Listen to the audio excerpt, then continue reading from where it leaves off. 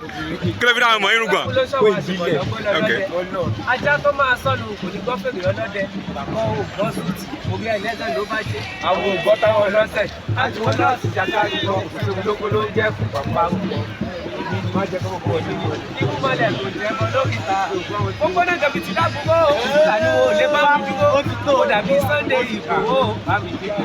Àlàyé wọn máa lé náà ní wọn lójú àwọn. Wọ́n lé wọn bá ti. Ayé sì lọ di bọ́tà. Lóginú pàtì after party.